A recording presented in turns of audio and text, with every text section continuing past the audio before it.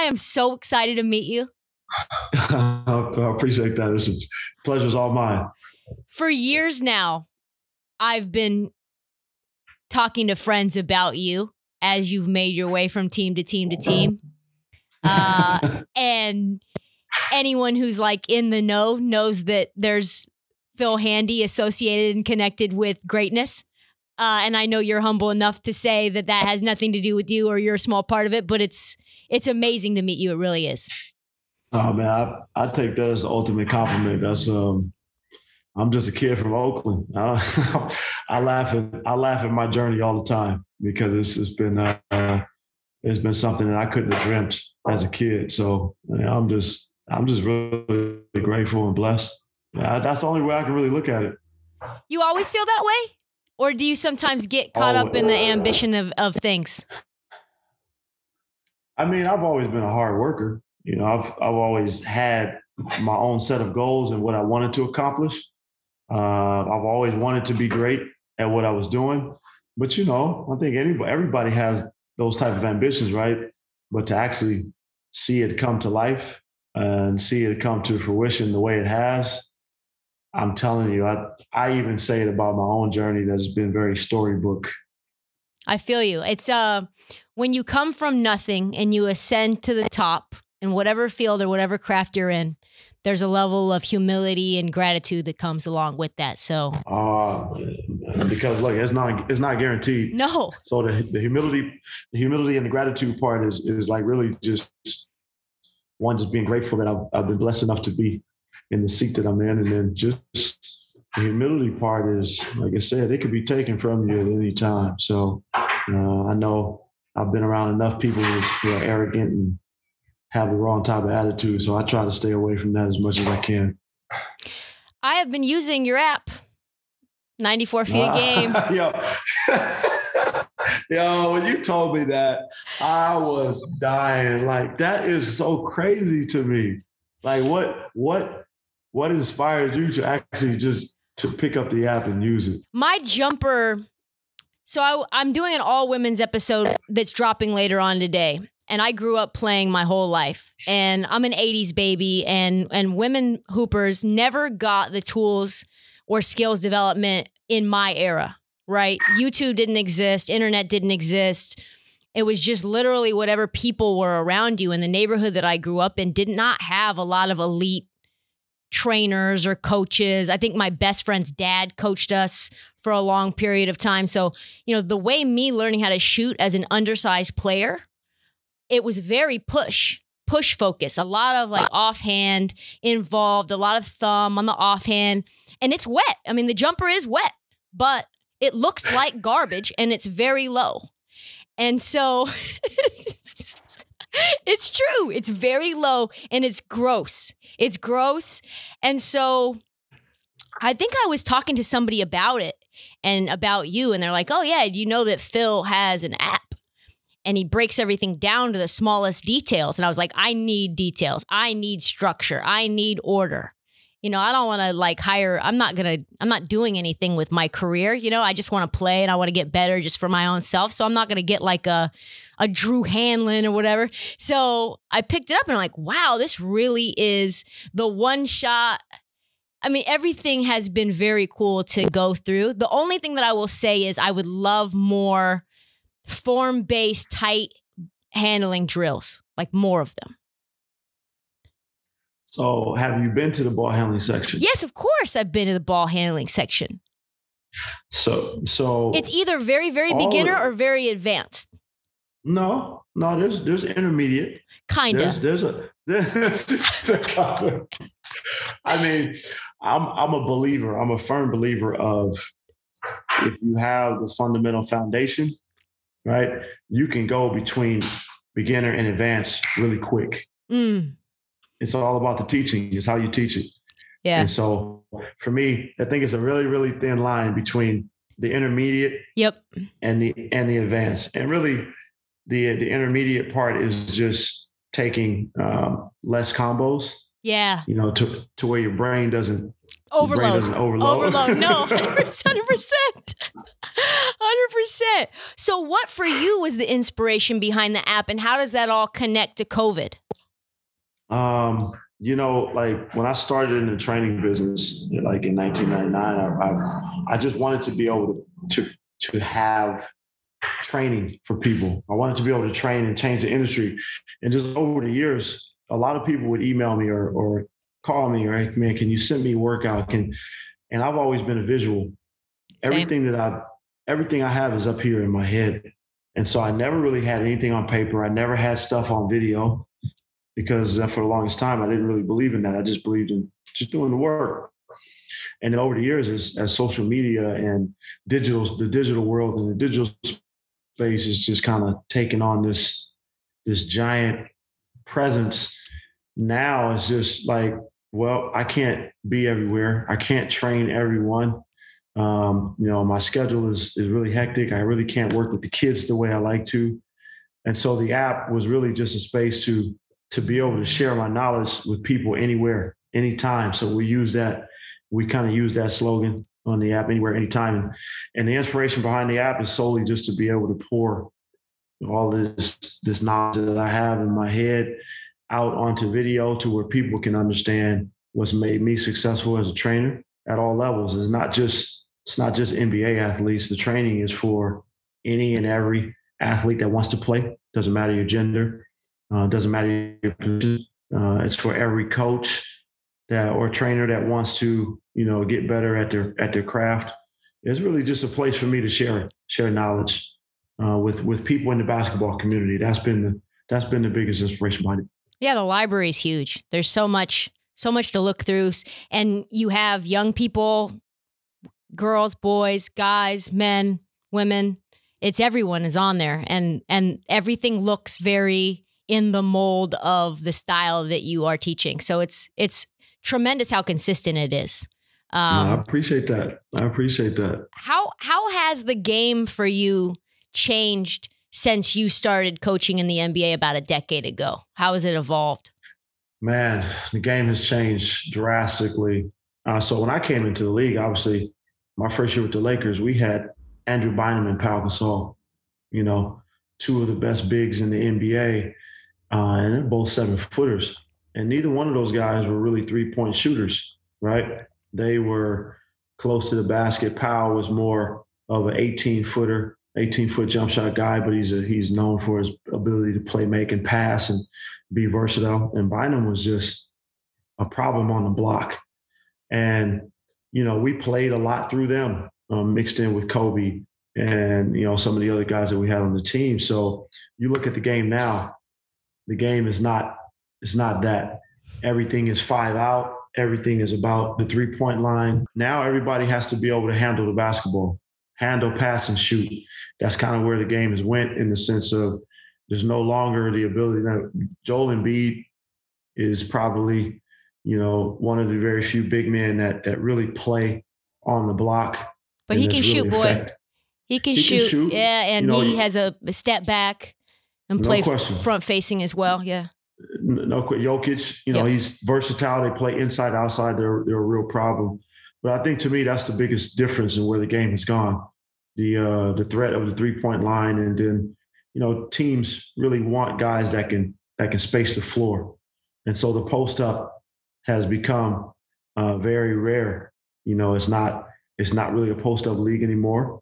It's become more of a pick and roll and drive and kick type of league. So that's the biggest difference that I've seen over the last decade. That's what made it so interesting, the pickup with Drummond. You guys got him for a bargain, but he does not fit into the modern style of the NBA, which is why, over the last few years, he's been moved around a little bit. Teams have had a little bit of issues how to use him.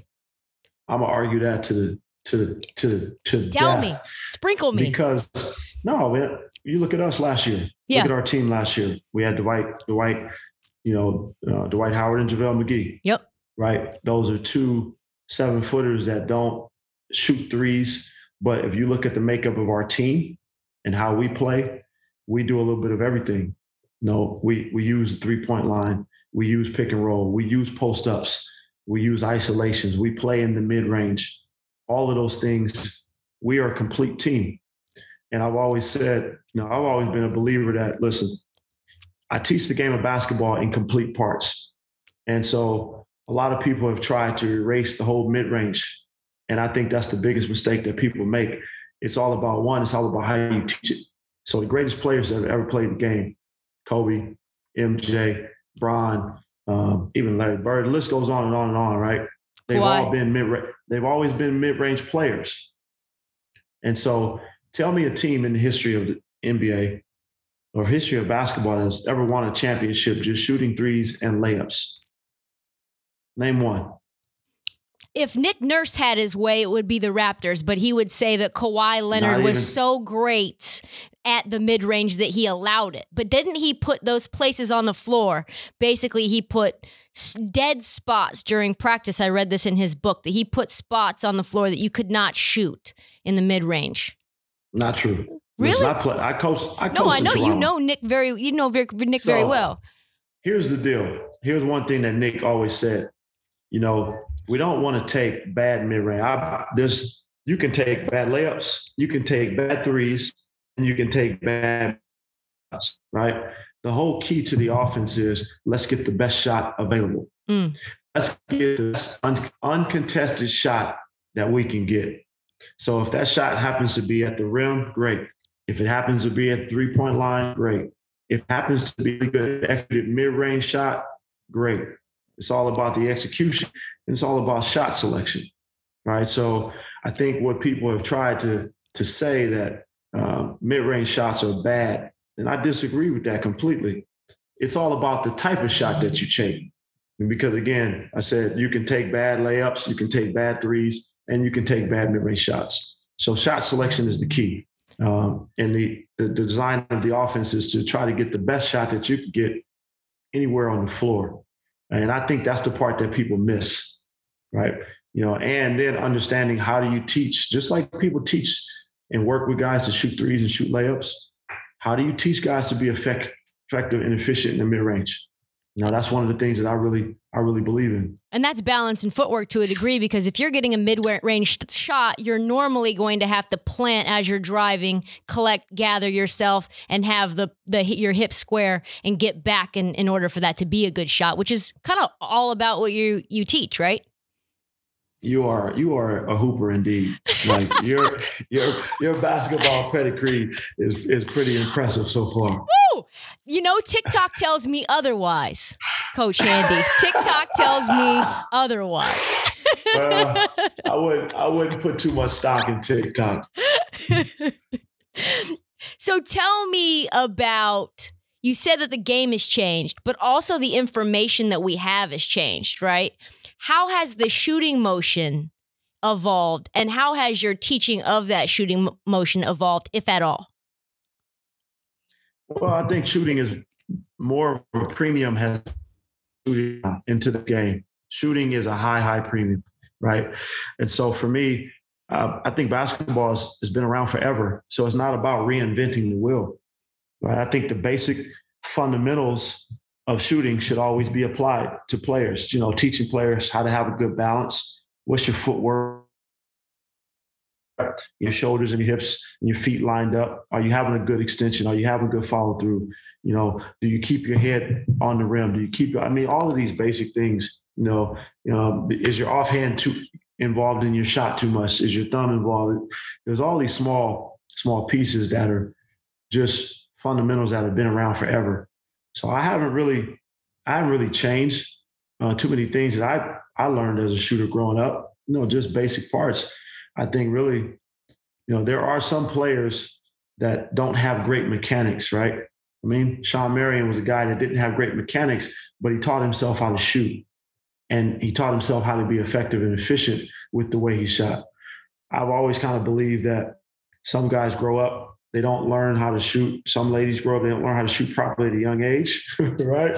But as you get older, we all know it's harder to break certain habits, right? So how do you help people that have bad mechanics become better shooters? And I think you really start to put your focus on the finish. How do you finish? And yes, can you change things? You can. But I think scientifically, there's all these different things that are starting to come out about shooting. But for me, I'm just all about good old-fashioned fundamentals. What about the mental side of shooting? We see guys like Ben Simmons really struggle, even though he has form. His form looks good when he decides he's going to hit a three or shoot a three in game, which is very, very rare. If you were to work with a player like that, how do you get them? And he's worked with psychologists, he's worked with trainers in the off season. Like, how do you overcome that shooting, I guess, mental block? And how would you assess like what he's actually going through? Or players like him? Ben is, guys like Ben, I really think it's just about the reps. Any shooter, not just Ben, but shooters in general that haven't typically been known to be shooters, really the offseason is a time that you try to put in as much time as you can on the small details of understanding what it takes to become a good shooter. And then it's just about the reps, putting in good quality reps. It's not about shot volume. I'm a quality over quantity guy. So it's really about the quality that you put into your work. And then to me, the confidence comes from you trusting the work. Right? When you put the work in and you start to formulate good habits and you see that the mechanics are working, then you have to trust it. And so that's why we put in the work. I tell athletes that all the time. People talk about the mental side of the game, not just shooting, but just mental, the big picture of the mental game. I use the simulation of kids who study for a test, right? You have a final coming up and you take that whole week and you study for that final. You put in it. So when you walk into that final, those kids that have studied, they walk into that final and they're completely confident because they put the time in and they studied the material. Versus the other kid who took the whole week, didn't open a book, didn't study at all. They walk into that final and they're what? They're second guessing themselves. It's the same analogy when it comes to working on your game and being confident in your abilities. When you put in the work, you should gain confidence from that because you've done it over and over and over. You study for this test. And so that should transfer into how you play. Having confidence. Will it be perfect? No. But the confidence of you knowing that you've done it over and over again is really trusting your work. It's not very complicated. I think it's a little easier to comprehend when people actually like put in the work. You gain the confidence from the work and you know that you're going to go on the floor and be successful with it. So I think reps are really important. The reps that you put in and just in-game reps and in-game reps too, right? Like it's one thing to be doing that, just at a shoot around, but to force yourself to take those reps in game speed, in game settings, that also allows you to build confidence at the same time, right?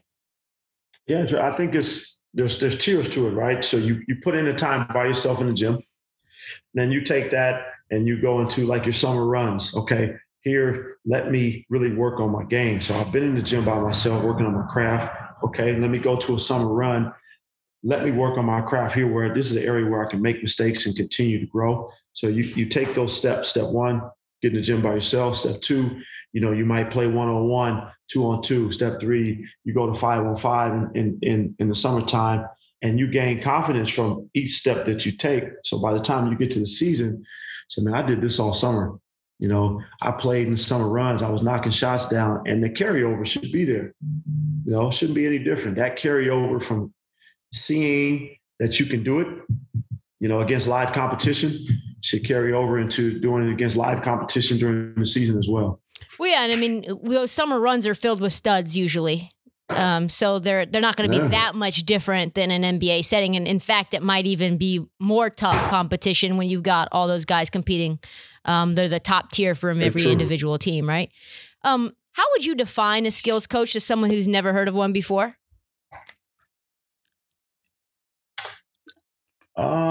Skills coach. I think I want to say, first off, I'll say that skills coaches are basketball coaches. We coach the game of basketball. It's not just skills.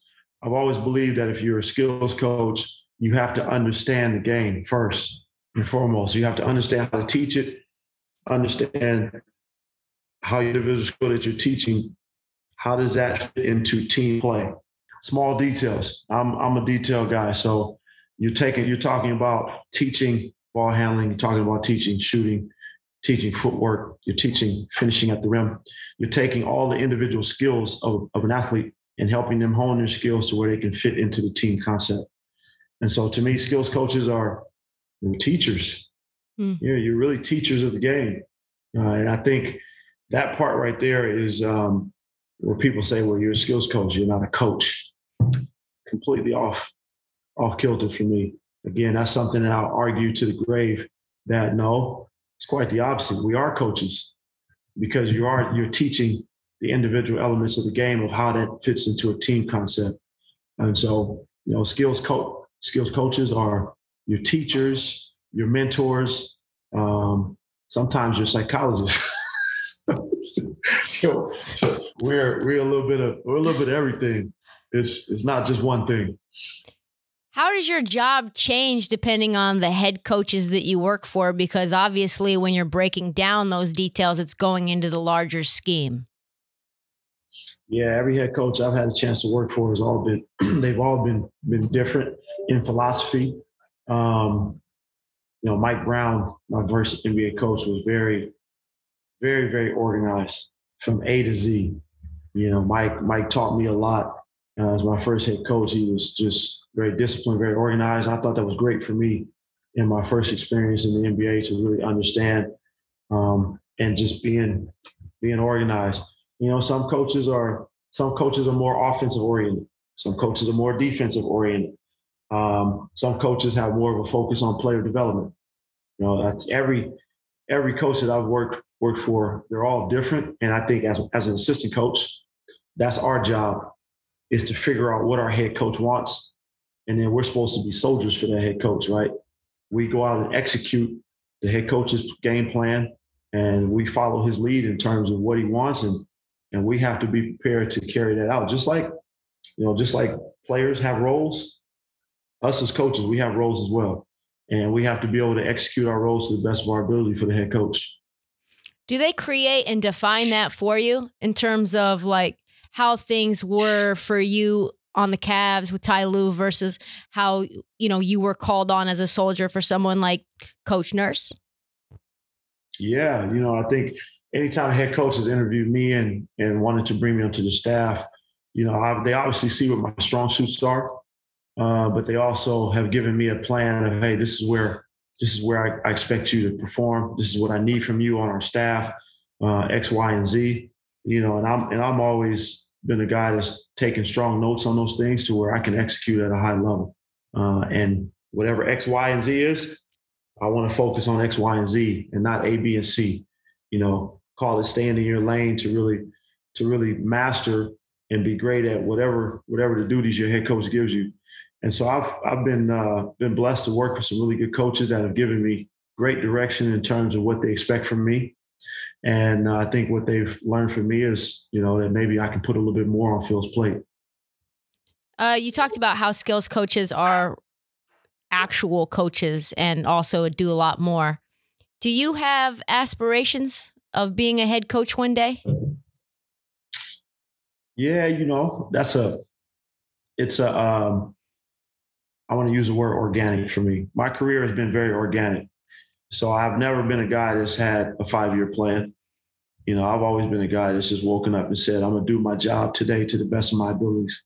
And I've allowed that to kind of lead me in my career. So for me, yes, if the opportunity for me to become a head coach arises, I'll be prepared. Am I looking for it? Am I hunting it down? Is it something that's on my board every day? No. I love my job. I love teaching the game of basketball. And so there's so many different parts to that. And in this journey, every day I just wake up and try to do my job to the best of my ability. And so if that leads me to being a head coach, so be it. I'll be ready. I guess the question, you feel to me like a leader. You feel to me inspirational and also process oriented, which in my mind feels very head coach-ish. But in the NBA world, sometimes things don't happen organically. Sometimes, especially in systems that aren't always fair, you have to kind of knock down the door. You have to be strategic and play the game like Game of Thrones to a degree. But that doesn't sound like something that you're interested in doing. And does that basically mean that if someone doesn't select you or you don't organically get into the stream, that you're totally content with it never happening? 100%. Because I'm going to be me every day. And I'm never going to change that part of it. Am I a team player? Absolutely. Do I fit into systems? Absolutely. Can I lead? Absolutely. Can I take instruction? Absolutely. But inside of all of that, I know who I am, and I know what I bring to the table in terms of being a coach. And so for me, I think the purity of basketball has always been at the forefront of everything I've done. And I've always felt like my job and my passion is to help players get better. That's it. I'm not interested in the politics of basketball. My interest is helping players get better. That's why we coach, right? Yeah, there's other things that come with it, but for me, that's just raw and uncut for me. That won't change. And so, yeah, if people don't see the skill set that I have and believe that that's a good fit for their team or organization, I'm okay with that as a head coach, because I know that what I've done in my career to this point is doing great by me. It's been a great run. Kind of speaks for itself too. I mean, all these rings. Speaking of all these rings, it's taken a long time to get that Toronto Raptor ring, hasn't it? Man, last night, I picked it up last night.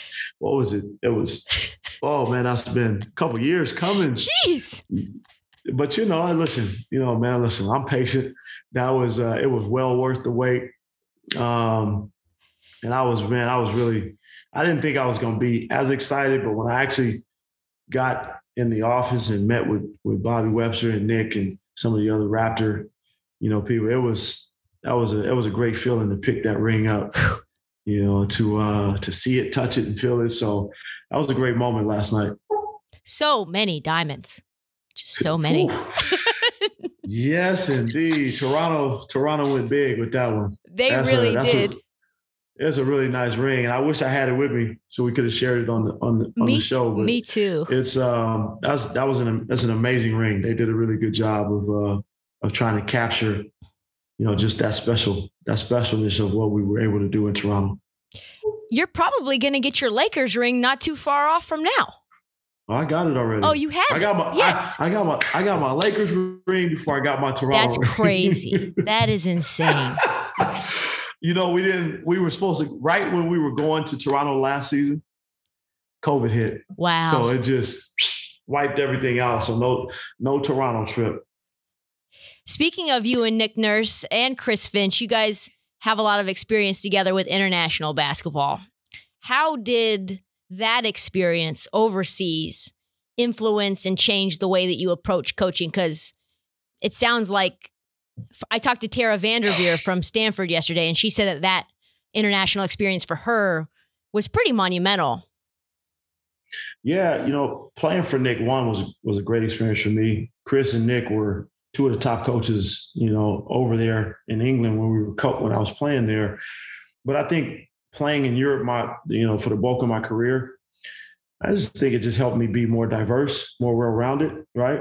I think the U.S. has always kind of been the pinnacle of basketball, but I think that there's always more that you can learn, right? It's always good to complete the Rubik's Cube and be well-versed. So European basketball has always been played a little bit differently. And now you see more of that style in the States, in the NBA. So to have had the opportunity to play in Europe for so many years, I feel like, I was a little bit ahead of the game and just understanding what European basketball was all about as it started to creep into the NBA. So I think that was one of the best things that happened in my career. Really? Just to be, like I said, to be complete. And again, the U.S. has always been and going to be the hub of basketball. But again, even in that, there's always something that you can learn, right? To continue to grow and continue to master your craft. And I think European basketball is a big part of that. And probably diverse backgrounds, skill sets, just being in a global stage helps with communication as a coach too, right? Absolutely. Like understanding, maybe what it's like, you understand what it's like to live in France, or what is it like to play in Germany? What is it like to play in Australia? Living in all these different places, you get to learn the culture. So you may have a little bit more of a better feel of how to deal with the athletes, where they come from, what's their background. So all of that stuff plays a big part in it. How different is your communication style depending on the kind of athlete that you're working with in terms of how you not only communicate just with language, but carrot, stick, that kind of thing? I'm pretty straightforward. I'm not a type of dude that really beats around the bush. And I've always just kept my communication solely about basketball. Good, bad, indifferent. Like I've always been honest with players about what I see. So it's not a sugarcoat thing. And I think to me, the language of basketball is universal. It's one language. I don't care what language you speak. When you step on the court, you can speak a different language. But when we start to work and drill, it's all one language. So I've always been a guy that's just always tried to tell athletes the truth about what I see, whether it's good, whether it's bad. And they've always respected that part. So I don't really try to push buttons with guys. Guys know, I think my reputation is, look, I'm a hard worker. When it comes to, the skill development and coaching, I'm pretty straightforward, no nonsense. So, there's a level of respect that I always give to the players right away. But I'm going to demand a level of respect, just through my work, And so I've always found that to be the best way for me. Who are you most proud of working with in terms of how much they've developed with you? Oh, man. And I've had an opportunity to work with some great players. I think what people don't realize before I answer that is that a lot of players have taught me a lot. I've learned a lot from players in terms of being better at my craft. I think the player that I've probably had the biggest impact on is probably Kyrie. He had a lot of growth. When we spent time together in Cleveland, he was kid was already a phenomenal basketball player, very talented, very skilled. But I think he was able to really just turn himself into like a Swiss Army knife and just become really refined, super skilled, and man, just kind of, transform his game and became a kid that, with the addition of Bron and the lift of our team in Cleveland, he went from being just a good player on a bad team to a champion. And he really grew in the space of really just trying to understand what it means to play meaningful basketball and really compete at a high level. His footwork is incredible. His bag is the deepest I think maybe I've ever seen before. I would agree with that. That boy, in my opinion, has the best handle of all time. How could anyone disagree? He can do anything. He is. Kyrie is nasty. He is nasty. I mean, it's unbelievable some of the stuff that he does. But in different ways. Like Bron is nasty. He's a different beast. He's nasty. He's by far the best all-around player that I've ever worked with. But their levels of nastiness it's elite. And it's just been a tremendous blessing for me to be able to work with guys like that. No doubt. Bron has gotten to be an elite deep range shooter. Please just tell me how much you have worked with him on that, because it happened when he came back to me to Cleveland and then to LA, even another step to a degree. I'm not a guy that takes credit for everything these dudes do. Of course not. Damon Jones was a big part of working with LeBron on his shooting. They have a deep relationship. He spent a lot of time with Bron. And then Bron he's a worker. He's smart. He's just a smart individual. So, I mean, he's put in a lot of work on his shot over the years, just continue to get better.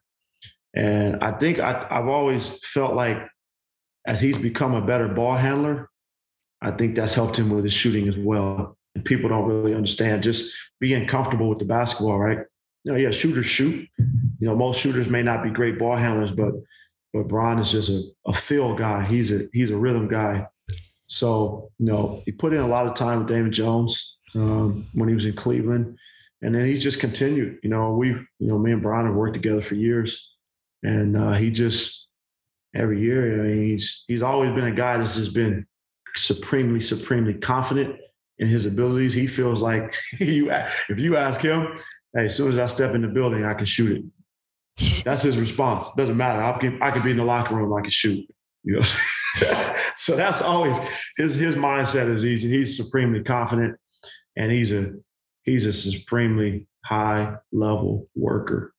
I can't emphasize that enough. He works. What title is the most satisfying to you?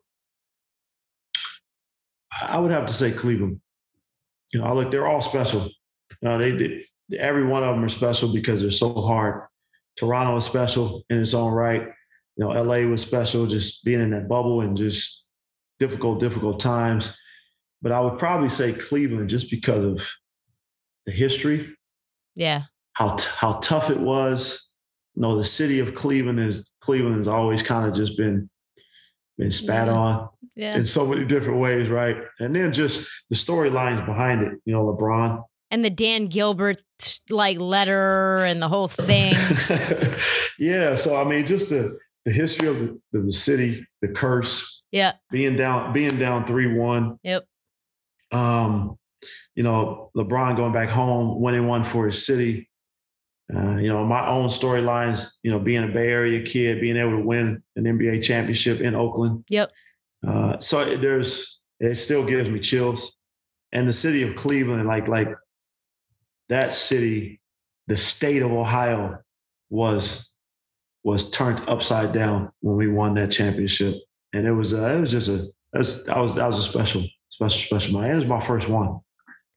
Yeah, I think you were a part of an inspirational speech I read about as well. I don't know if it was inspirational.